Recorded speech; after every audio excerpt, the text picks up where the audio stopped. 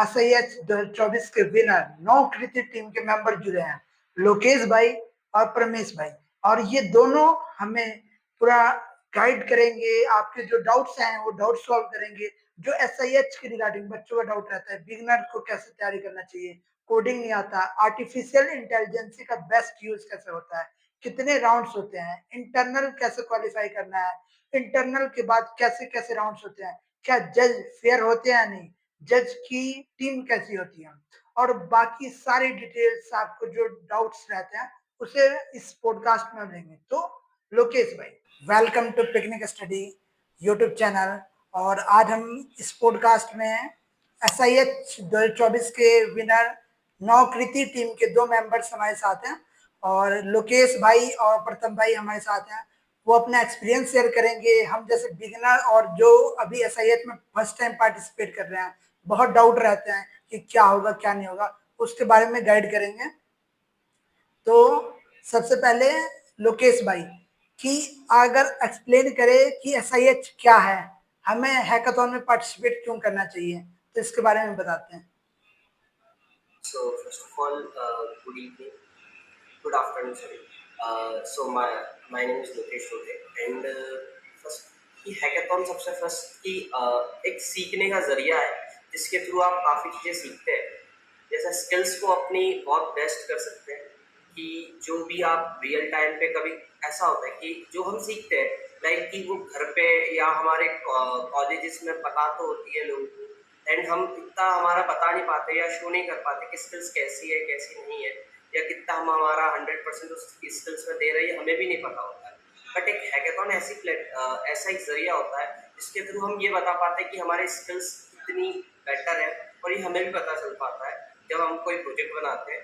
And इसके through क्या होता है कि हम रियल टाइम पे जब कोई हमें कोई सॉल्यूशंस को चेंजेस करने का बोलता है या कुछ नई प्रॉब्लम्स क्रिएट होती है तो उसके साथ कैसे टैकल करना है, कैसे उसके साथ काम करना है, ये सारा जो आइडिया है, ये सारी चीज़ें जो कंपनी में हमें कहीं ना कहीं एक तरह आपको कोई कंपनी में अगर आप जाते हो तो वर्क करना ही पड़ता है आपको। एंड उस टाइम जब आप रियल टाइम पे आपको जब कोई काम मिले या कोई प्रॉब्लम क्रिएट होती है तो उससे टैकल करने के लिए भी कहीं ना कहीं आप एक पहले एक्सपीरियंस ले चुके होंगे।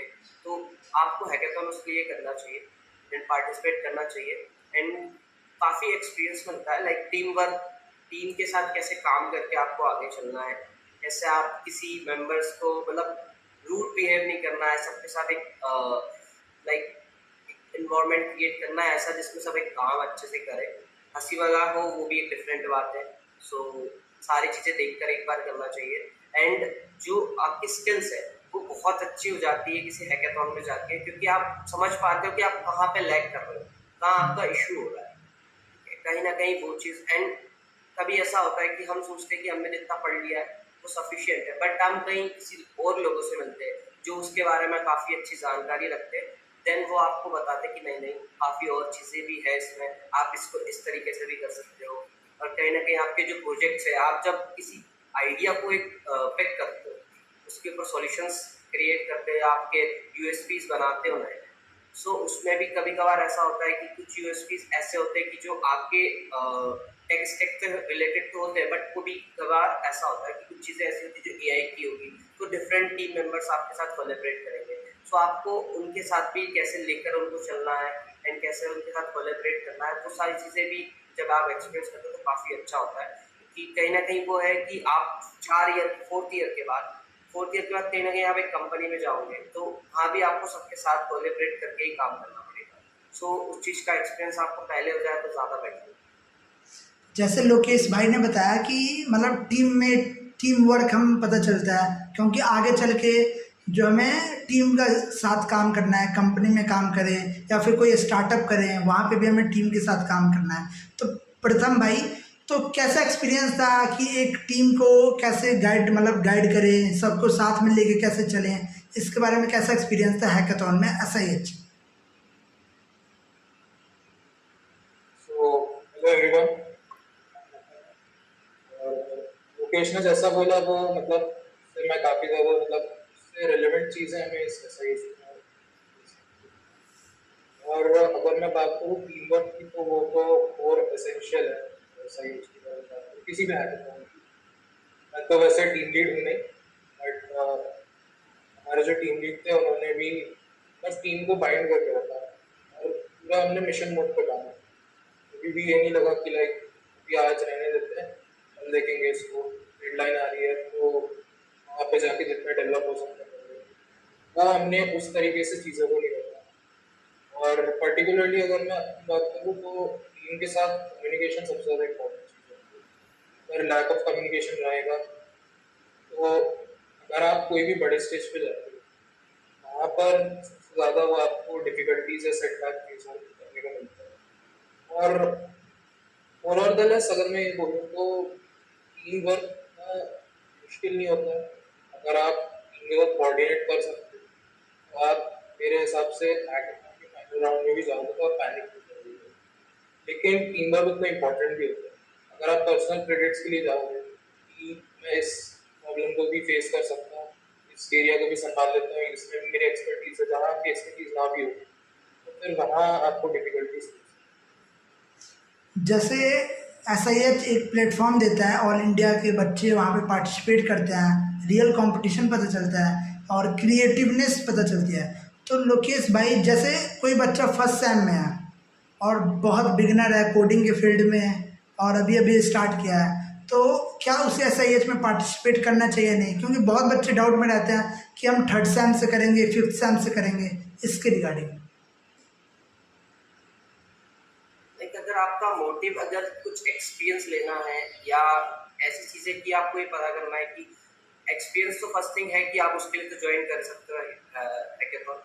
बट अगर आपके पास स्किल्स नहीं है ना, आप कहीं ना कहीं हेजिटेट हो रहे हैं कि आप वहाँ पे जाने के बाद हम शो क्या करेंगे, लाइक कि अगर आइडिया हमने अगर कुछ बनाना तो पड़ेगा वहाँ पर जाने के लिए, तो आप टीम अच्छी बना सकते हैं। अगर आपको कुछ नहीं आता है लेकिन आपके अंदर अगर एक प्रेजेंटेशन स्किल है, एक लीडरशिप स्किल है, तो आप वो भी कहीं ना कहीं शो कर सकते हो। हैकेथॉन का मतलब ये नहीं होता है कि आपका टैक्स रिलेटेड ही आपके पास स्किल्स होनी चाहिए या आपके पास कोई स्किल नहीं है तो आप नहीं जा सकते। अगर आपको कुछ एक्सपीरियंस करना है तो आप जा ही सकते हो 100%। एंड अगर आपके पास सबसे मेन चीज़ अगर टैग के रिलेटेड कोई स्किल्स नहीं भी है तो आप अपनी जो लीडरशिप की क्वालिटी है वो शो कर सकते हो। अगर वो होगी तो वो भी बेस्ट है। वो भी कहीं ना कहीं वो लोग भी ये चीज़ देखते हैं कि कौन में मतलब किस लोगों में कौन है ऐसा जो पूरी टीम को लीड कर रहा है बहुत प्रॉपर वे में। एंड वो भी सारी चीज़ें देखते हैं वहाँ पर। एंड कहीं ना कहीं वो लोग एक कम्युनिकेशन भी देखते हैं कि कौन अच्छे से कम्युनिकेट कर पा रहा है। वेरियल लैंग्वेज नहीं है बट हाँ एक वे जिस वे में वो एक्सप्लेन कर पाए पूरा प्रोजेक्ट, वो भी कहीं ना कहीं वो देखते हैं। या लेख में मतलब ऐसा ना हो कि कोई पॉइंट को छोड़ दे या कोई जज जो समझा रहा हो वो आप ना समझ पाओ एंड आप कुछ और ही उल्टा जवाब दे रहे हो, डिफरेंट। सो मेन मोटिव तो ये है कि आप एक्सपीरियंस के लिए जा ही सकते हैं 101%। एंड काफ़ी कुछ एक्सपीरियंस मिलेगा आपको वहाँ पे जाने के बाद एंड उससे आपकी लीडरशिप स्किल्स भी काफ़ी ग्रो होगी। सो अगर आप सेकेंड या थर्ड ईयर में भी है तो आप जा सकते हो डेफिनेटली। तो जैसे प्रथम भाई, जो अभी बिगनर है वो बच्चा अगर पार्टिसिपेट कर रहा है तो एज अ मतलब लर्न के मतलब मोटिव से कर रहा है और ये भी है एम कि हमें जीतना है, सीखने के साथ में जीतना है, तो उसे क्या क्या पॉइंट्स ध्यान में रखने चाहिए, इंटरनल में क्या मेजर्स गलतियां नहीं करनी चाहिए? तो फॉर एग्जांपल अगर इंटरनल की बात तो सबसे ज़्यादा इम्पोर्टेंट ये होता है कि कॉलेज की जो मैनेजमेंट है या फिर जो भी पैनल है जो आपको जज करने वाला है उसको आपके आइडिया में बिलीव होना चाहिए। उससे ये पता होना चाहिए कि ये जो प्रोजेक्ट हम लेके जा रहे हैं ये सिर्फ इनके पर्सनल प्रोजेक्ट ही नहीं, कॉलेज के ओवरऑल जो अपना कोर्स वर्क है उससे भी अलाइन करें। और सबसे ज़्यादा इम्पोर्टेंट ये भी है कि आप प्रेजेंट उसको उस तरीके से करें क्योंकि इस एज में मेन चीज़ है प्रेजेंटेशन इज वर्किंग। आपने देखा होगा एसआईएच में दो पीपीटी बनती है और उसके अलावा फिर सीधा ग्रैंड फिनाले में इवैल्यूएशन। तो आपको अपना सारा 100% उस एक पीपीटी में 6 पेज की या फिर 15 पेज डॉक्यूमेंट है उसमें पुट इन करना है। तो उसमें आपका टेक स्टैक भी इन्वॉल्व है, उसमें आपका जो मतलब बिजनेस मॉडल अगर आपका है सॉफ्टवेयर का वो भी इन्वॉल्व है। तो हर एक को डिटेल से हाईलाइट करके उसको। सेकेंड चीज़ ये होती है कि मैं एक मतलब हमेशा कहता हूँ जो स्टूडेंट्स अक्सर नहीं करते वो रिसोर्स स्टूडेंट्स। क्या होता है कि कई बार लोग हैकेथॉन में जाते ये 4 महीने का समय रहता है, जैसे अगस्त से लेके दिसंबर में अब शायद ग्रैंड फिनाले होगा। तो अगर आप उस मोटिव से जा रहे हो ग्रैंड फिनाले, 4 महीने में लोगों को बर्नआउट फेस करना है। लोग सोचते हैं कि यार ठीक है, अब तो बना लिया, अब देखेंगे दिसंबर में नाम आया। तो रिसोर्सफुलनेस बहुत इंपॉर्टेंट है कि अमेरिका में फॉर एग्जांपल जो भी हैकाथॉन होता है उसमें हमेशा ये चेक किया जाता है कि आपका आर्किटेक्चर कैसा है, सॉफ्टवेयर आपने कौन से टूल्स का कौन से रिसोर्सेज का यूज किया है, तो इस बारे में सब लिस्ट मांगते हैं आपसे, रेफरेंसेस ऐसा इसमें भी आजकल होने लगा। तो रिसोर्सफुलनेस बहुत ज़्यादा इंपॉर्टेंट है कि आप सही रिसोर्सेज का यूज करो, और सबसे इम्पोर्टेंट ये है कि इसमें जो भी आपका इन्वेस्टमेंट लगता है, टाइम बोल सकते हो या मनी बोल सकते हो, रिसोर्सेज उसको आप इन्वेस्टमेंट की तरह ट्रीट करो, ना कि ये सोचो कि यार मेरा टाइम बर्बाद हो गया, मेरे पैसे भी बर्बाद हो गए, मुझे भी आना है। तो ग्रैंड फिनाले तक पहुंचने वाली तो एक डिफरेंट जर्नी है, बट अगर आप एम भी कर रहे हो तो सबसे इम्पोर्टेंट ये होता है कि रिसोर्सफुलनेस अंदर डेवलप करो। तीसरी चीज़ तो ऑब्वियसली टीम वर्क होना चाहिए, और टीम के अंदर बहुत ज़्यादा एक पॉजिटिव एनवायरनमेंट होना चाहिए, किसी भी तरह की ईगो इश्यूज नहीं होने चाहिए। अगर आपको कॉन्फ्लिक्ट ऑफ ओपिनियन, अगर आप सोचते हो कि यार ये चीज़ वर्क नहीं करेगी, आप एक मीट करो, प्रॉपर गोल करो जैसे आपको बोलते हैं, उसके बाद सभी टीम मेंबर्स की राय लेके आपको डिसाइड करना। जैसे फॉर एग्जांपल मैं एआईएमएल डेव, लेकिन फिर भी उसके अलावा भी अगर मुझे कहीं लगता था कि यार इसको इस तरीके से इम्प्लीमेंट करना चाहिए, इस तरीके से, जो लोगों को कम नॉलेज भी है लेकिन मैं उनका ओपिनियन लेना चाहता हूँ, क्योंकि मैं डबल श्योर होना चाहता हूँ कि टीम में लोगों को ये ना लगे कि अपना अपना काम है। ये सब चीज़ें बहुत ज़्यादा। तो लोकेश भाई, जब हम इंटरनल टीम में से कोई एक प्रेजेंट करता है, प्रेजेंटेशन देता है, तो उस समय उसे क्या ध्यान देना चाहिए, और साथ में क्या उसी जो काउंटर क्वेश्चन होंगे जज के, क्या वो प्रेजेंट करने वाला ही काउंटर क्वेश्चन का रिप्लाई देगा, या टीम में से कोई भी दे सकता है?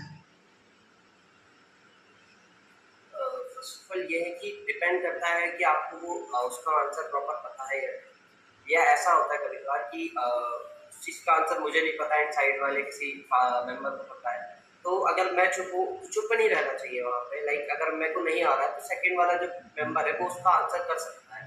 एंड प्रेजेंटेशंस का ऐसा है कि अगर आप अपने पर्टिकुलर जो डेवलपर है या जिसने थोड़ा अच्छे से उसके बारे में समझा हुआ है प्रोजेक्ट के रिगार्डिंग, या जिसने प्रॉपर उसका 100% दिया ही है, जैसे टीम वर्क तो होता है, बट कहीं ना कहीं होता है कि कोई एक फ्रंट एंड संभालता है, कोई बैक एंड संभालता है, एंड कभी कभार ये होता है कि किसी एक को पता होता है कि पूरी जो एक प्रोसेस होती है, एक पूरा वे, कौन से सेक्शन से कहाँ को किस सेक्शन से कहाँ पे अपने को जाना है एंड कहाँ नहीं, तो जो पूरी प्रोसेस है किसी एक या दो ही मेंबर को पता होता है। तो मेरा मतलब यही है कि दो ही लोग अगर समझाए तो ज़्यादा बेस्ट होता है, क्योंकि ऐसा होता है कि अगर कहीं जिसको नहीं पता है किस सेक्शन से क्या चीज़ ओपन होगी, अगर वो समझाएगा तो कहीं ना कहीं वो गलत पड़ेगा, कहीं भी कुछ भी लैग कर सकता है बीच में।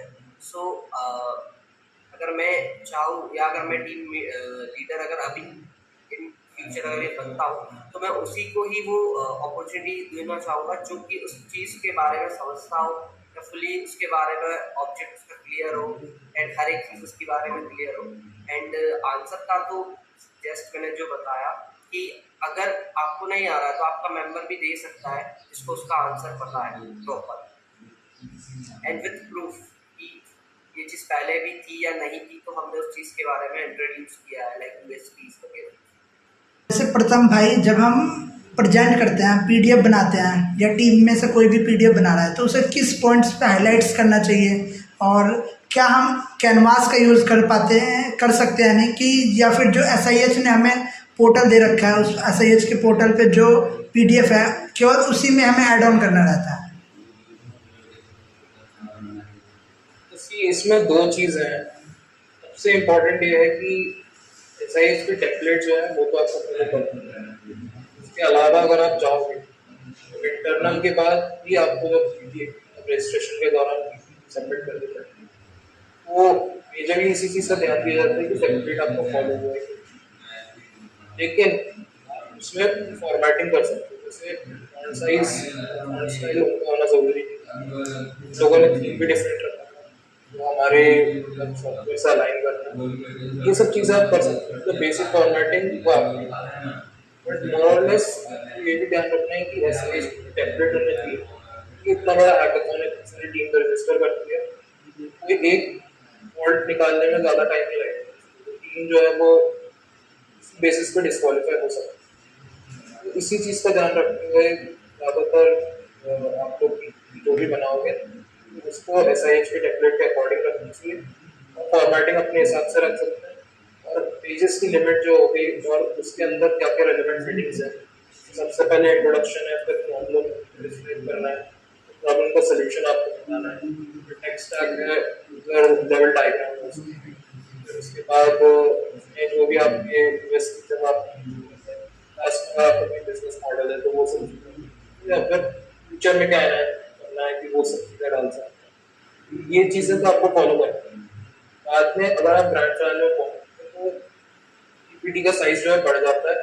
जैसे लोगों की पीपीटी आई थिंक 20 पेज की हो गई, 20 पेज की हो गई, 6 स्लाइड्स की, और उसमें फिर आपकी काफ़ी सारी और चीज़ें ऐड हो जाती हैं। जैसे आपने कोई रिसर्च वर्क है तो वो, फिर उसके बाद फीडबैक जो आपको पिछले सॉफ्टवेयर से मिल रहा है और इसमें आपके कॉम्पिटिटर्स के बारे में थोड़ी बहुत वो सब चीज़ें भी उसमें मेंशन, और लोगों ने अपनी पीपीटी जो है वो कैनवा भी बनाई थी तो कैनवा का यूज कर सकते हैं, बट आपको वही में डिफाइन करना है जो SIH की। मतलब कैनवास यूज कर सकते हैं पीपीटी बनाने के लिए? हाँ, मतलब हमें कोई फेस नहीं हुआ और मैं तो रेकमेंड करूँगा कि पीपीटी अट्रैक्टिव होनी चाहिए और उसमें आप जितनी अच्छी फॉर्मेटिंग करोगे उतनी ज़्यादा पॉइंट्स आप हाईलाइट कर पाओगे और उतना ज़्यादा जो है वो भी नजर में आएगी। और तो जैसे लोकेश भाई, जब हम इंटरनल के लिए जा रहे हैं तो क्या क्या प्रिपरेशन होनी चाहिए? एक पीपीटी हो गया, क्या बैक एंड फ्रंट एंड हमारा उस समय तक तैयार होना चाहिए? बच्चों का ये डाउट रहता है, दोस्तों का भी ये डाउट है। पूरा तो नहीं बट इतना शो कर सको जितना वो समझ पाए आपके प्रॉब्लम को, या फ्रंट एंड तो एटलीस्ट आपका रेडी होना चाहिए। पूरा उसकी फ्रंट एंड की आप दिखा सकते हो पेजेस जितने भी है, बट कहीं ना कहीं आप, मैं मानता हूँ कि फ्रंट एंड तो आपको नहीं 100% तो 70% तक आपका फ्रंट एंड रेडी हो। एंड वैसे भी अगर आप SIH के लिए अगर आप अपना 100% दे रहे हो तो आपको अभी भी बनाना है, एंड अगर आप इंटरनल सेलेक्ट हो जाते हो तो उसके बाद भी बनाना ही पड़ता है। सो आप पहले से ही फ्रंट एंड बना के रेडी रखो, क्योंकि कहीं ना कहीं आपके चांसेस और हाई हो जाते हैं अगर पीपीटी के अलावा भी, क्योंकि कहीं ना कहीं आप उसको उसके बेसिस पे भी आपको डिस्क्वालीफाई कर सकते हैं इंटरनल हैकाथॉन में भी, कि आपके पास अभी तक कुछ वर्चुअली मतलब आपने बता तो दिया है कि ये चीज़ें बना रहे हो बट उसका कोई डेमो है नहीं। तो अगर फ्रंट एंड आपके पास होगा तो बहुत अच्छा इम्पैक्ट पड़ेगा एंड आपके चांसेस हाई हो जाएंगे इंटरनल। सो ज़्यादा बेस्ट होगा कि आप अगर फ्रंट एंड बना पाओ। बैक एंड इतना नहीं पूछेंगे, बट हाँ प्रोसेस ज़रूर पूछेंगे कि बैक एंड में आप किस टाइप से आप उस चीज़ को इम्प्लीमेंट करेंगे, क्या टैग यूज़ करेंगे, एंड टैग के रिगार्डिंग आपसे पूछ सकते हैं। सो जब कॉलेज का इंटरनल में सिलेक्शन हो जाता है उसके बाद क्या प्रोसेस रहता है? लाइक इंटरनल में अगर आप सिलेक्ट हो जाते हो तो इंटरनल के हमारे कॉलेज में 2 राउंड है। फर्स्ट था जिसमें सारी टीम ने पहले अपना अपना पिच दिया जो भी उनके रिगार्डिंग था, मतलब प्रोजेक्ट के रिगार्डिंग, एंड देन सेकंड उनका जो प्रोजेक्ट था, जैसे आपने बोला कि फ्रंट एंड बनाना जरूरी है कि नहीं, लाइक सेकंड राउंड में उन्होंने हमसे फ्रंट एंड ही देखा था, हमारे ऑब्जेक्ट का जो भी हमारा प्रॉब्लम स्टेटमेंट थी उसका पूरा फ्रंट एंड देखा। देन उसके बाद उन्होंने सिलेक्ट करी 50 टीम। देन 50 टीम सिलेक्ट होने के बाद वो हमें एक वर्क, मतलब कहीं ना कहीं एक वर्क स्पेस प्रोवाइड करते कॉलेज में, एंड उसके बाद हम उस टीम मिलकर उस वर्क स्पेस में बैठकर हम प्रोजेक्ट को बनाते हैं। एंड उसके बाद आपका नाम आई थिंक जो ग्रैंड फिनाले होता है उसके लिए चूज होता है। उस टाइम हमारे इसमें दिवाली के अप्रॉक्स आया था, नाम सिलेक्ट हुआ था। देन उसके बाद आप जाते हो ग्रैंड फिनाले के लिए दिसंबर में समथिंग, या आगे पीछे नहीं हुआ तो दिसंबर में ही जाता है, मतलब होता है कहीं ना कहीं। सो उसके बाद आप वहाँ पर जाने के बाद आपकी जो फॉर्मेलिटीज़ है वो आपसे करवाएंगे। एंड फर्स्ट आपके टोटल 6 राउंड होते हैं वहाँ पर, इसमें से 3 होते हैं वो मेंटर राउंड होते हैं, 3 जो होते हैं वो जज राउंड होते हैं। तो कहीं ना कहीं आपको वहाँ पर भी मेंटर मिलते हैं जो आपको एक्सप्लेन करते हैं या आपके बारे आपको थोड़ा सा गाइड करते हैं, कहीं ना कहीं मोटिवेट भी करते हैं कि आप इस वे में जाए तो, या ये चीज़ें आप उसमें अगर करेक्शन कर ले तो ज़्यादा बेटर होगी या जीतने के चांसेस आए हुए हैं। तो वहाँ पर भी आपको जज जो रहते हैं तो हर 4 to 5 आवर्स के बाद आपका एक जज राउंड होता है। एक जज राउंड होता है एंड देन उसके बाद एक मेंटर राउंड, एक जज राउंड, एक मेंटर राउंड, ऐसे करके टोटल 6 राउंड होते हैं, जिसमें आपको जज आपके जो भी चेंजेस है वो बताते हैं एंड पॉइंट्स देते हैं। एंड जो उसके बाद जो मेंटर राउंड होता है, मेंटर राउंड में आपको वो गाइड करते हैं कि आप क्या और अच्छा कर सकते हैं अपनी वेबसाइट में, एंड वो सारी चीज़ें आपको एक्सप्लेन करते हैं। एंड बहुत बढ़िया होते हैं वहाँ के जज टीम, काफ़ी अच्छे लेवल तक उनको नॉलेज होता है एंड वो आपको पूरी हेल्प करते हैं जितनी वो कर सकते हैं। एंड हमारे केस में जो हमारे जज थे वही हमारे मेंटर थे कहीं ना कहीं, तो उन्होंने काफ़ी अच्छा हमें जज किया था एंड मेंटर उन्होंने गाइडेंस तो बहुत अच्छी दी। सो ये रहती है पूरी स्टेप। प्रथम भाई, क्या जजेस अनफेयर भी होते हैं वहाँ पे?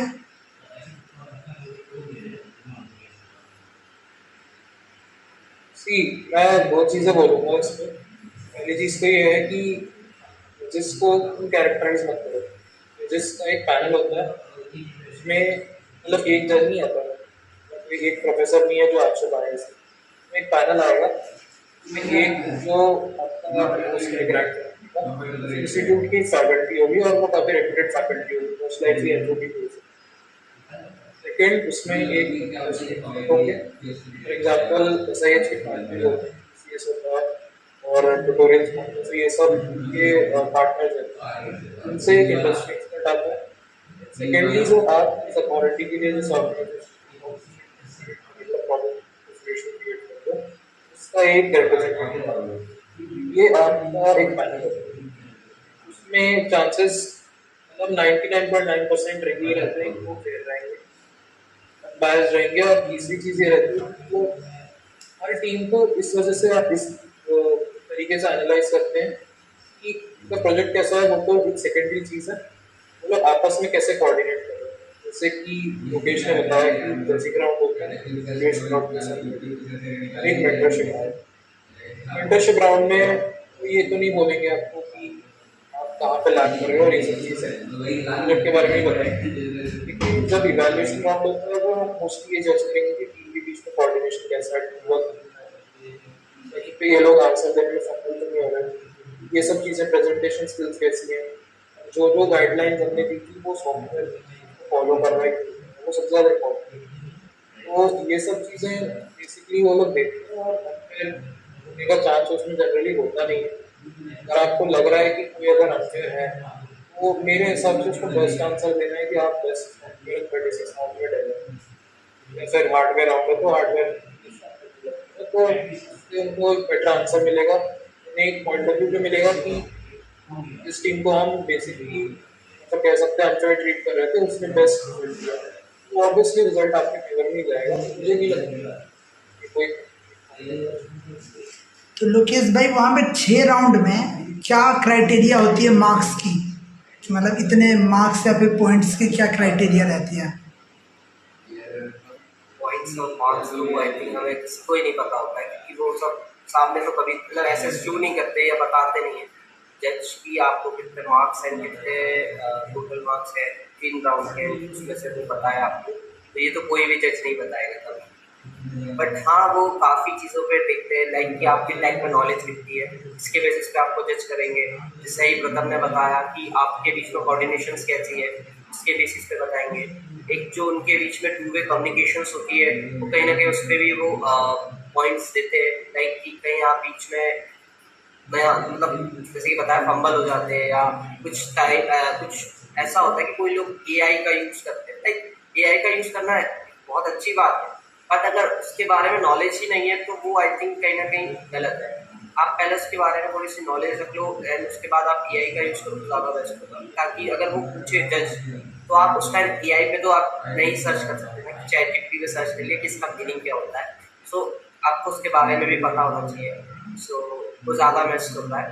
एंड कहीं ना कहीं वो ये भी देखते हैं कि आप एआई के थ्रू तो कुछ करके नहीं लाया पूरा का पूरा, एंड आपको टेक आती ना हो, एंड आपको पूरा प्रॉपर एआई से बनाया हो। ये भी वो कहीं ना कहीं चेक करते हैं कि हमारे टोटल मतलब जो हमारा नोडल था कहीं ना कहीं वहाँ पर एक दो तीन इस टाइप से कुछ थी कि उनको चेंजेस बोले गए बट वो रियल टाइम पे नहीं कर पाए। तो वो ये भी चेक करते हैं कि आपने कितना मतलब कितनी देर में आप अगर आपको कोई चीज़ उन्होंने चेंज करने का बोला है, अगर वो सेकंड राउंड तक आते हैं तो आप कितने परसेंट उसको चेंज कर पाते हो। कहीं ना कहीं ये भी आप उसके ऊपर भी आपको एक पॉइंट्स देते हैं। सो यही है, बाकी वो पॉइंट्स तो शो नहीं करते। एट द मोमेंट चेंजेस करने को बोला जाता है कि यहाँ पे ये हटा दो और ये लगाओ सॉफ्टवेयर में। एट द मोमेंट तो नहीं, बट हाँ टाइम जरूर दिया जाता है, लाइक 2 to 5 आवर्स मिलते ही मिलते हैं। एक प्रॉपर जो राउंड, जैसे कि एक राउंड अगर अभी कंप्लीट हुआ है, जो सेकंड जज राउंड आएगा उसमें वो चीज़ तो वो 100% देखेंगे एंड चेक करेंगे। अगर वो वहाँ पे आप नहीं कर पाते हो या किसी प्रॉब्लम की वजह से आप अटक रहे हो, अगर आप उनको अपना पूरा एक्सप्लेन कर दो कि ये प्रॉब्लम हो रही है, तो कहीं ना कहीं वो समझते हैं वो चीज़ को भी। बट हाँ अगर आपका 100% आपने वो चीज़ को कंप्लीट कर दिया तो डेफिनेटली आपको उसके पॉइंट्स मिलेंगे एंड वो उतना ही आपसे खुश होंगे। प्रथम भाई, जैसे बहुत सारे बिगनर हैं, उनका एम है कि वो एआई का अच्छे से यूज़ करके, क्योंकि आर्टिफिशियल इंटेलिजेंस है तो उसका यूज़ करना ही चाहिए, तो उसका अच्छे से यूज़ कैसे करें जो प्रोजेक्ट जीतने में भी काम आए और साथ में लर्निंग्स भी हो पाए उसके साथ।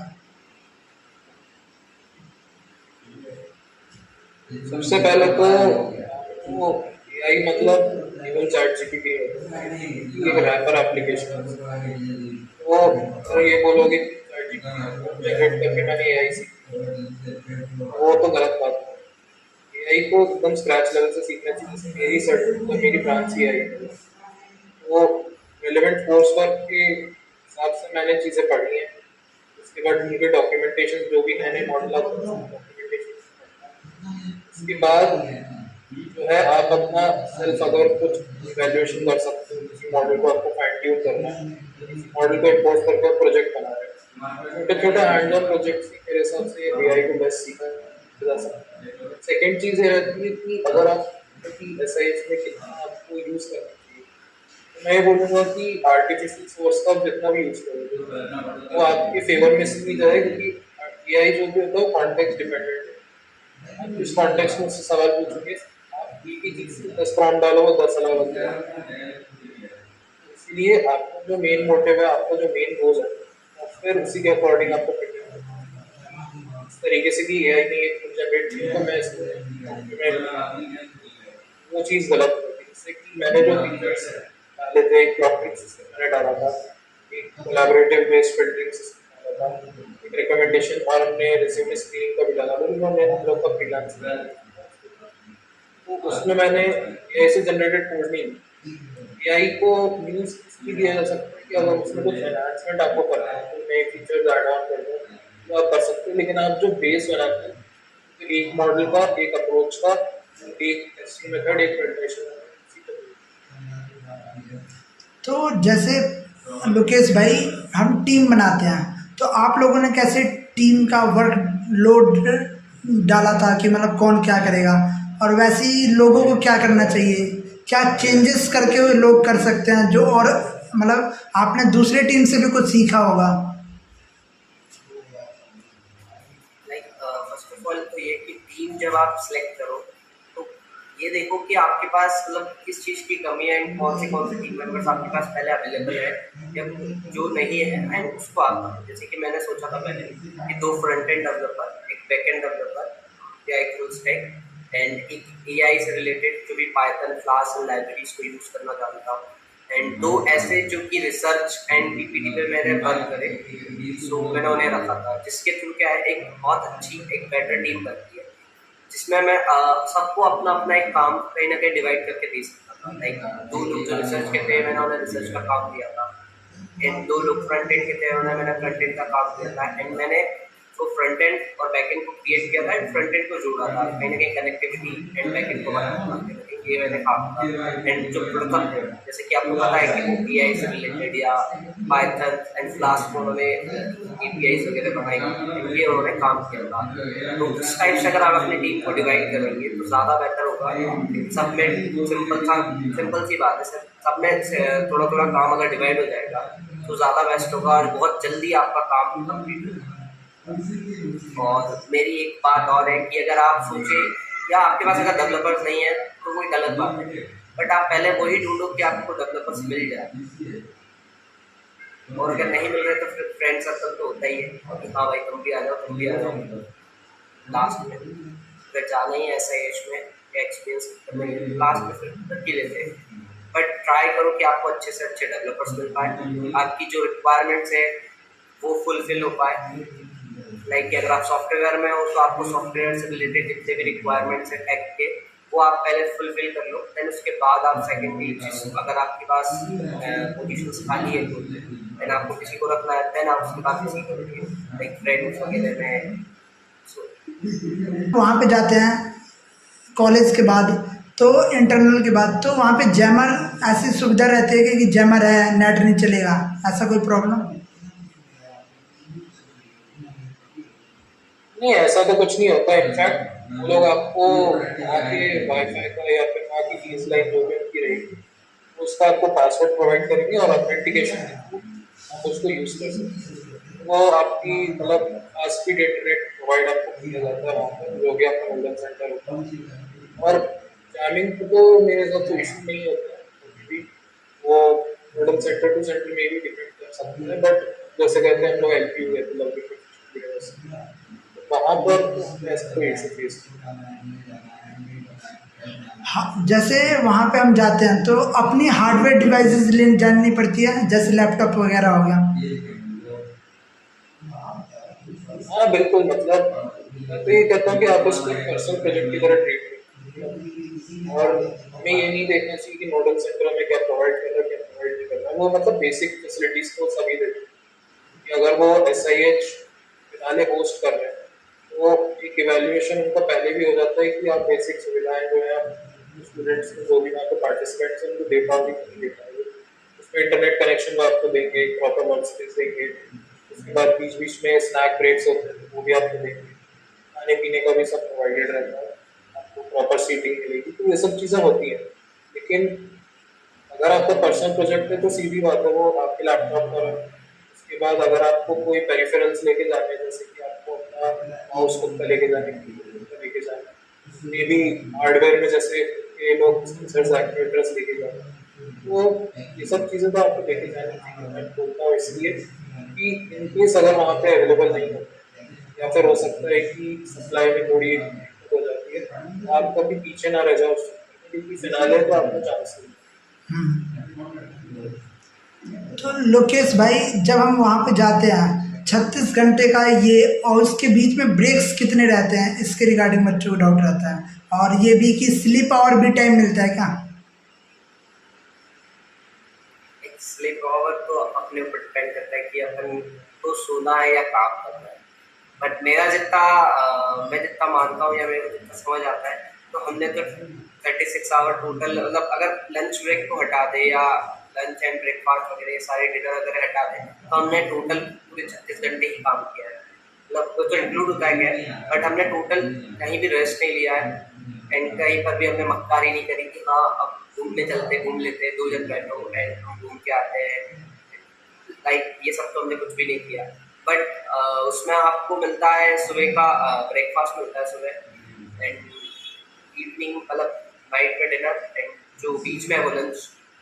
ये सारी चीज़ें को प्रोवाइड होती है। उस टाइम में आपको वो गीत मिलता है, ठीक है। एंड रात के टाइम पे आपको कहीं ना कहीं थोड़ा सा फन एक्टिविटीज़ होती है, लाइक डांस होता है एंड कुछ गेम्स वगैरह खेल पाते हैं इस टाइप से। सो ये सब रहता है। एंड हमारा तो काफ़ी अच्छा एक्सपीरियंस था वहाँ पे, क्योंकि एक तो वो पंजाब साइड का एरिया है एंड वहाँ पे क्या ठंड बहुत रहती है, काफ़ी ज़्यादा ठंड थी वहाँ पे, काफ़ी ज़्यादा कि आप, हमने 3 to 4 लेयर पहनने के बाद भी हमें इतनी ठंड लग रही थी कि हम लैपटॉप पे काम नहीं कर पाते। सो ये रहता है वहाँ का एक्सपीरियंस। न्यू कृति टीम क्यों पड़ा नाम टीम का? जो है एक नव कृति में ही हमारा कहीं ना कहीं एक मीनिंग छुपी होगी कि एक नई कृति लाए हम फ्रीलांसिंग। जो हमारे कॉम्पिटिटर्स है, हमारा जो एक गोल था कि जो फ्रीलांसिंग प्लेटफॉर्म बने इंडिया का या पर्टिकुलर पंजाब का बनना है। सो हमारी यही थी सोच थी या थॉट था कि एक नई कृति आए उस प्लेटफॉर्म में या उस टाइप के ऑब्जेक्ट्स में या आइडिया में, जो कि कहीं पर इससे पहले चीज़ें होना, यूएसपी कुछ नए लाए एंड इतना रिलायबल एंड इतना यूजफुल प्लेटफॉर्म बनाया ताकि हर कोई इसे यूज कर पाए। इतना सिंपल एंड सॉल्यूशन फ्री, मतलब लाइक कि काफ़ी चीज़ें हमने उसमें रिजॉल्व करी थी हमारे कॉम्पिटिटर्स की प्रॉब्लम्स जो हम फेस करते हैं। सो इसलिए हमने वो नव कृति नाम रखा था, नई कृति। ये प्रथम भाई, आपको क्या लगता है कौन सा काम सबसे ज़्यादा हार्ड होता है, फ्रंट एंड, बैक एंड, और या फिर जो रिसर्च का काम होता है, या फिर इम्पोर्टेंट कौन सा रहता है जो जीतने के लिए सबसे ज़्यादा इम्पोर्टेंट है?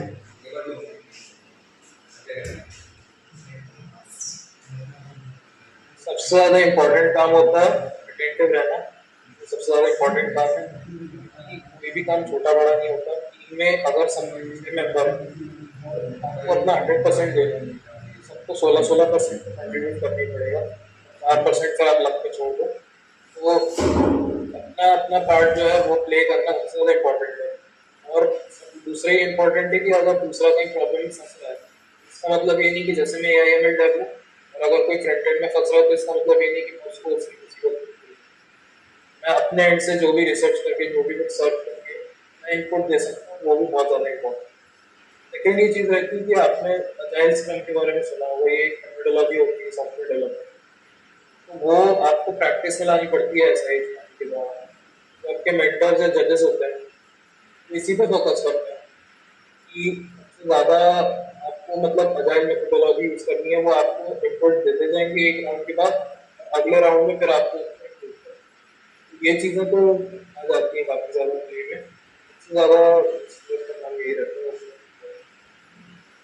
तो लोकेश भाई, रिसर्च कितना इम्पोर्टेंट रहता है कि रिसर्च करके और मतलब जैसे क्रिएटिवनेस, जो हम ऐप बना रहे हैं और कुछ भी हार्डवेयर रिसर्च सॉफ्टवेयर। बहुत, अगर रिसर्च देखी जाए तो लाइक टैग जितना इम्पोर्टेंट है उतना ही है कहीं ना कहीं, क्योंकि अगर आपको आपके प्रोजेक्ट में यूएसपीज इंक्लूड करना है या बहुत बेटर करना है आपके कॉम्पिटिटर से, तो आपको रिसर्च तो करनी पड़ेगी जिसके थ्रू आपको ये पता चल सके कि आपके जो कॉम्पिटिटर्स हैं वो क्या यूज कर रहे हैं, क्या टैग यूज कर रहे हैं, कैसे उनकी पूरी प्रोसेस चल रही है बैक एंड में, एंड फ्रंट एंड भी कैसा है उनका।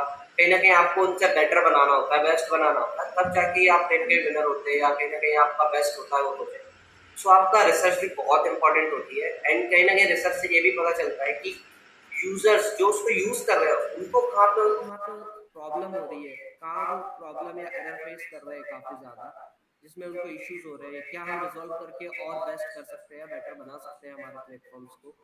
सो कहीं ना कहीं रिसर्च का बहुत ज़्यादा इंक्लूड होता है एंड रिसर्च में भी आपको लाइक कि यही नहीं देखना है कि प्रॉपर कि एक बंदे के ऊपर जितने भी आपके कॉम्पिटिटर्स हैं आप सबको एक लाइन से चेक करो कि आपकी क्या प्रॉब्लम्स उसमें है या थी, जो उन्होंने रिजॉल्व करके उन्होंने प्लेटफॉर्म बनाया, उन्होंने उनका प्लेटफॉर्म क्यों क्रिएट किया, पहले तो उस चीज़ को समझो, देन उनके प्लेटफॉर्म में क्या प्रॉब्लम है उस चीज़ को फाइंड आउट करो, देन उसके बाद उसके जब ये पूरा रिसर्च कंप्लीट हो जाए देन कुछ यूएसपीज यूनिक पॉइंट्स उसके ऊपर डिसाइड करो जो हम हमारे प्लेटफॉर्म में रखेंगे।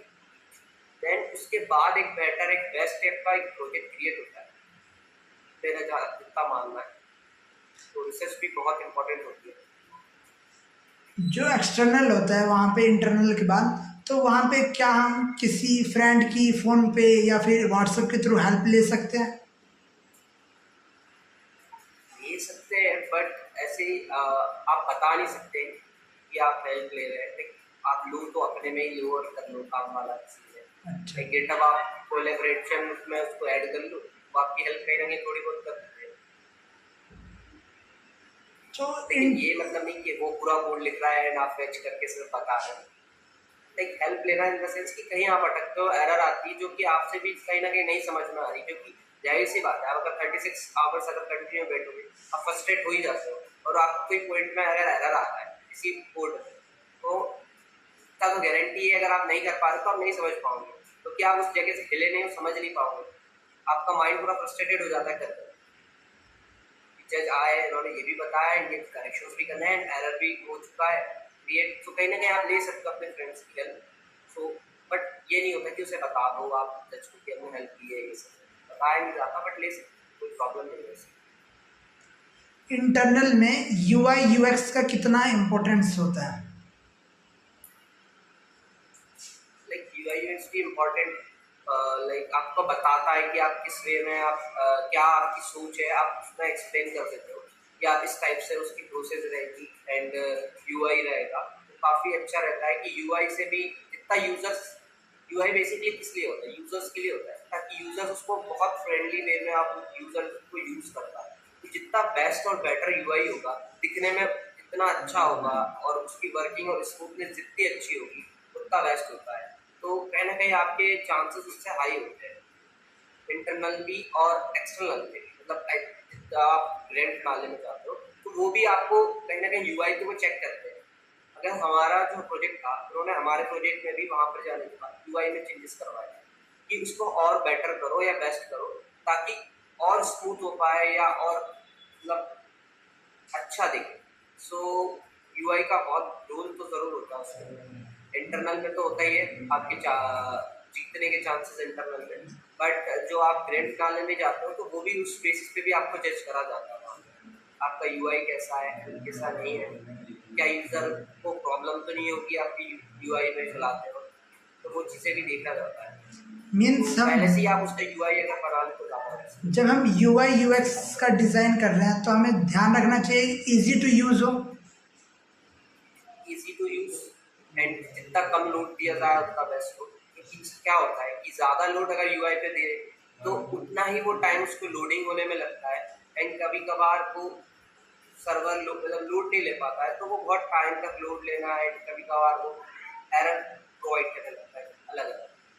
सो यूआई जितना सिंपल इजी एंड स्मूथ हो उतना बेस्ट होता है, क्योंकि वो यूज़र फ्रेंडली होना चाहिए। हम डेवलपर के लिए नहीं बनाते, कोई भी चीज़ अगर बनती है वेब या किसी भी इसमें तो यूज़र्स प्रोवाइड करा, यूज़र्स के लिए होती है, तो यूज़र्स कितने अच्छे वे में कितने स्मूथली अगर उसको यूज़ कर पाए, हमें वो परसेप्शन सोचना है, वो थॉट सोच के चलना पड़ता है, उस वे में आपको चीज़ क्रिएट।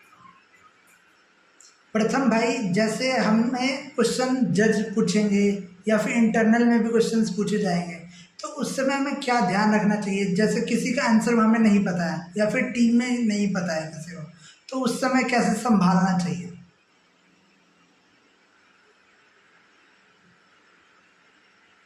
उस समय संभालने से ज़्यादा कोई क्वेश्चन में ज़्यादा पसंद उसको डाउट करो, और जो भी अगर काउंटर आता है आपको उसका जवाब इस तरीके से देना है कि हमने क्या बेहतर किया है, क्योंकि फ्रीलांसिंग प्लेटफॉर्म इकलौता प्लेटफॉर्म हमने बनाया वो है, एंड इनफैक्ट जितने भी प्रॉब्लम स्टेटमेंट्स आते हैं वो फर्स्ट ऑफ इट्स काइंड नहीं होते, वो दुनिया में कहीं ना कहीं इम्प्लीमेंटेड रहती है। लेकिन इंटरनल की अगर बात करो, इंटरनल में जो पैनल होता है सबसे पहले ये होता है कि आपको ये बिलीव दिलाना है कि यू कैन मेक इट। वो ये बोलेंगे कि नहीं यार ऐसे तो बहुत चीज़ें बनी हुई हैं, ठीक है इसमें इसमें इम्प्लीमेंट किया हुआ है, तो फिर वो ये चीज़ बोलेंगे कि मुझे आइडिया में इतना वजन नहीं लग रहा, मुझे ये नहीं लग रहा कि आइडिया इतना ज़्यादा रॉकेट कर पाएगा, तो आपको उनको बिलीव दिलाना है कि नहीं सर, नहीं ये रिसर्च किया है, नहीं ये चीज़ फाइंड आउट करी है, एंड ये एक रियल और जेन्युइन प्रॉब्लम है, एंड जेन्युइन प्रॉब्लम का ये सोल्यूशन, ये चीज़ बहुत ज़्यादा इंपॉर्टेंट है। सेकेंड ये रहता है कि जब आप ब्रांड पे आए तब जाओगे तब आपको आइडिया से रिलेटेड फिर इन सब चीज़ों से रिलेटेड कोई क्वेश्चन का काउंटर नहीं करना पड़ता, आपको बेसिकली जो आपका सॉफ्टवेयर उसमें बिल्ड किया हुआ है, आपको आर्किटेक्चरल बेस हो सकता है, तो फीचर बेस आपको क्वेश्चन को काउंटर करना पड़ेगा, उस टाइम तक तो आपको इतनी नॉलेज गेन करनी पड़ेगी कि आप उसको कर पाओ। लेकिन मेनली जो आइडिया से रिलेटेड है, सोल्यूशन से रिलेटेड है, उसमें आपको बेस्ट ये रहता है कि आप कुछ फैक्ट्स एंड फिगर्स प्रोड्यूस कर पाओ बिजनेस के सामने, कि जैसे फॉर एग्जांपल हम फ्रीलांसिंग की बात कर रहे थे तो हमने ये बताया कि इंडिया में 80% फ्रीलांसिंग जो है बाहर आता है, मतलब वो किसी सॉफ्टवेयर के मुल्क में काम नहीं करते, तो लोग अपने क्लाइंट्स जो है बात करते हैं। फिर उसके बाद हमने ये चीज़ें बताई थी कि कमीशन जो होते हैं वो बहुत सारे प्लेटफॉर्म्स से ज़्यादा होते हैं, फ्लेक्सिबल वर्किंग आवर्स नहीं रहते हैं, और कभी कभी क्या होता है कि कुछ प्रोफाइल्स जो होती है वो प्रॉपरली हाईलाइट नहीं होती, क्योंकि बायस रहता है। तो इन सब चीज़ों को हमने वहाँ पे प्रोड्यूस किया, तो उन्होंने बताया कि हाँ ठीक है, इस सॉफ्टवेयर का भी मार्केट है जो तो जो बच्चे पार्टिसिपेट कर रहे हैं SIS 2025 में, क्या गाइडेंस देना चाहोगे? क्योंकि वहाँ पे आप लोग गए, एक कैश रिवार्ड तो आप लोग जीते ही, लेकिन वहाँ पे बहुत कुछ सीखने को मिला होगा। तो उसके रिगार्डिंग कि मतलब बच्चे क्या क्या सीख पाते हैं? अगर देखा जाए तो फर्स्ट ऑफ ऑल आप पहले तो बहुत अच्छे से, अगर आप SIS 2025 में अगर पार्टिसिपेट कर रहे हैं तो फर्स्ट ऑफ ऑल आप अपनी PPT को बहुत बढ़िया बनाएं, सिंपल लिखे, बट उसकी जो मतलब पॉइंट्स वाइज लिखे, हर एक चीज़ को पैराग्राफ में इंक्लूड ना करें, पॉइंट्स में इंक्लूड करें हर एक पॉइंट को। तो उसमें जज को ज़्यादा बेस्ट होता है कि वो इजी टू रीड होता है, बहुत आसानी से वो पढ़ लेते हैं, समझ जाते हैं उसका मीनिंग। एंड डायग्राम के जितना हो सके वो डायग्राम का यूज़ करके आप एक्सप्लेन करें तो ज़्यादा बढ़िया होगा। एंड जो नए नए टेक है, जैसे कि नए नए टेक्नोलॉजीज जो लॉन्च होती है, आप उसका यूज़ करें तो उसका इम्पैक्ट अच्छा पड़ता है। सो कहीं ना कहीं आपका फर्स्ट ऑफ ऑल अगर आपको ग्रैंड फिनाले में जाना है तो PPT का बहुत बड़ा रोल होता है कि PPT आपकी जितनी बेस्ट होगी, सबसे अच्छी होगी, उतना बढ़िया होगा। तो आप कहीं ना कहीं ये देखा जाए तो PPT पे ही डिपेंड होता है आपका लक। सो आप PPT में कम से कम पॉइंट्स टू पॉइंट्स लिखे, एंड थोड़ा सा कम लिखे, पूरी PPT को भरना नहीं है, मतलब एक्सप्लेन करके कम लिखे, बट मीनिंग उसकी ज़्यादा आनी चाहिए समझ में। सो एंड डायग्राम, जैसे कि टैग का होता है diagram, use flow charts, architecture diagram, revenue models, इन सब के मॉडल्स के बारे में डायग्राम एंड एक एक लाइन के ऊपर। एंड जैसे कि आपने पूछा था रेफरेंस, तो हम कहीं ना कहीं उस PPT में हमें रेफरेंस को भी इंक्लूड करना होता है लास्ट पेज पे, जहाँ पे हम जो दिखाते हैं या बताते हैं कि हमने किस पेज से या किस साइट पे से हमने उसका रेफरेंस उठाया था या प्रॉब्लम्स की जिसको हमने रिजॉल्व किया है, तो हमें वहाँ पर रेफरेंस को भी इंक्लूड करना होता है। और तो और हमें वहाँ पर रेवेन्यू मॉडल, जो कि हमारा जो बिजनेस मॉडल होता है, बिजनेस मॉडल को भी हमें वहाँ पे एक्सप्लेन करना होता है, या उनके डायग्राम को पेस्ट करके उसके बारे में बताना होता है कि कैसे हम रेवेन्यू जनरेट करेंगे, ये किस टाइप का हमारा प्रोडक्ट है, जैसे SaaS सर्विसेज का प्रोडक्ट इस टाइप का है या नहीं है, लाइक ये सारी चीज़ें बताना, डिसेबिलिटी बताना, इम्पैक्ट एंड बेनिफिट, क्या लोगों को बेनिफिट होगा, कैसे, ये सारी चीज़ों को एक्सप्लेन करना। एंड ये सारी चीज़ों अगर आपकी PPT में है तो कहीं ना कहीं आपके PPT के चांसेस बढ़ जाते हैं।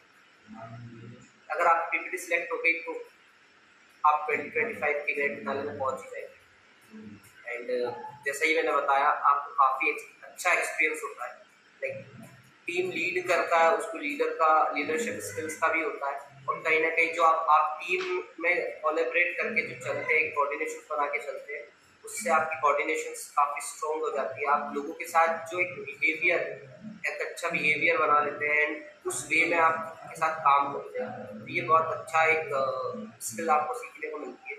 एंड टेक में भी आपका काफ़ी अच्छा एक्सपीरियंस हो जाता है, एंड चीज़ों को समझने का नज़रिया थोड़ा सा अलग डिफरेंट हो जाता है। एंड आपको अच्छे सारे कनेक्शंस मिलते हैं वहाँ पर जाने के बाद, जो अलग अलग टीम्स होती है आपके कनेक्शंस बनते हैं। तो कहीं ना कहीं ये भी एक बात है कि आप जो हैकेथॉन्स में जाते हो तो आपके कनेक्शन स्टेब्लिश होते हैं अलग अलग लोगों से, तो वो भी बहुत अच्छी बात होती है। तो इसलिए भी आपको कहीं ना कहीं जाना चाहिए हैकेथॉन्स में, अलग अलग लोगों से मिलते हो, उनको समझते हैं, उनके नज़रिए को समझना, एक थोड़ा पर्सपेक्टिव चेंज होता है हमारा, एंड कनेक्शंस मिलते हैं, ओवरऑल बहुत सारे लोगों से मिलते हैं। सो बहुत अच्छा होता है एक्सपीरियंस भी, एंड काफ़ी कुछ। तो मतलब जैसे जो स्टूडेंट्स से पार्टिसिपेट कर रहे हैं प्रथम भाई, तो उन्हें फाइनल गाइडेंस आपकी तरफ से क्या रहेगा? मैं तो यही बोलूँगा कि यदि हैकाथॉन में आप जाओ, SIH हो या कोई सी भी हैकाथॉन, जैसे SIH के बाद मैंने भी 2-3 हैकाथॉन ऑनलाइन राउंड ग्रेजुएशन, तो वहाँ पे मैं क्वालिफाई नहीं हुआ। इसका मतलब ये नहीं है कि मैं एक तरह से हार गया। आप आप कोई प्रॉब्लम स्टेटमेंट के लिए उसको इम्प्लीमेंट कर रहे हो, सबसे ज़्यादा इम्पोर्टेंट ये होता है कि आपको उस प्रोसेस में एंजॉय करना है।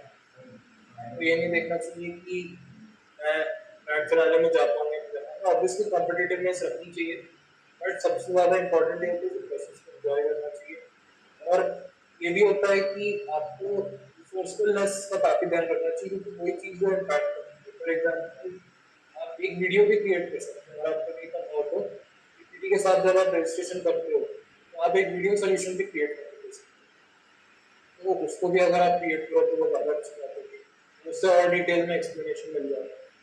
सेकेंड चीज़ ये रहती है कि वहाँ पर जैसे आप ब्रांड बनाने में जाते हो, कंसिस्टेंसी इंपॉर्टेंट है, लेकिन इसका मतलब ये नहीं कि आप बर्नआउट हो जाए। जैसे लोकेश ने बताया था ना कि थोड़ा टाइम हमें रेस्टिंग के लिए मिलता है।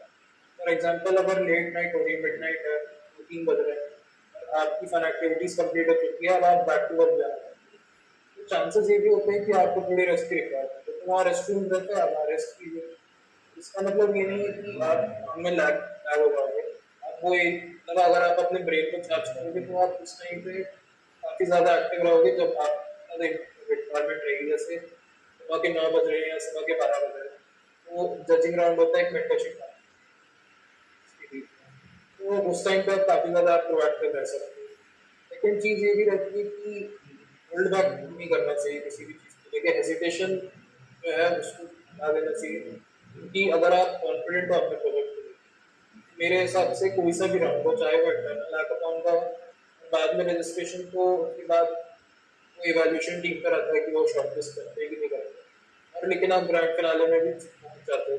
हेजिटेंट नहीं होना चाहिए कि मैं इसे समझा पाऊंगा या नहीं समझा पाऊंगा, आपकी जितनी कैपेसिटी है, क्योंकि जजेस जो होते हैं कंसल्टेंट रहते हैं, वो कभी ये नहीं सोचते कि यहाँ पे लैंग्वेज का बैरियर होगा या नहीं।